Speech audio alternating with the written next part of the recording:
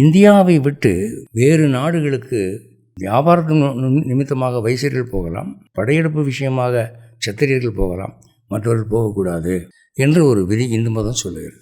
காரணம், மற்ற நாடுகள் ரஜோகுணம் தமோகுணமான நாடுகள், சாத்வீக நாடு இந்தியா தான். அதனால பெரும்பாலும் கடல் கடந்து போவதை தவிர்த்தார்கள். இந்த ஃபாரினுக்கு போகிறதுங்கிறதே இந்த வெள்ளைக்காரன் வந்த பிறகு வந்தது தான்.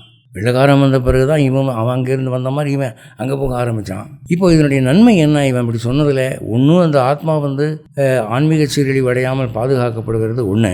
ரெண்டாவது, தேசத்துக்கு என்ன அப்படின்னா, இந்த திறமை சரிவு, பிரெயின் ட்ரெயின்னு சொல்கிறாங்கல்ல, இந்த நாட்டில் பிறந்து இந்த நாட்டு வளத்தினாலே படித்து வளர்ந்து ஆளாகி இந்த நாட்டுக்கு செய்ய வேண்டிய நன்றி கடன் செய்யாமல் வேற ஒரு நாட்டுக்கு போய் உழைச்சி கொட்டுறான். அப்போது இந்த நாட்டு ரிஷிகளும் இந்திய தாயும் என்ன நினைப்பா? இவங்க நன்றி உணர்வு எப்படி இருக்குப்பார், உருவாக்கினது நான், அவங்க பலன் கொடுக்கறது வேறு யாருக்கோ என்று ரிஷிகள் நினைக்க மாட்டார்களா?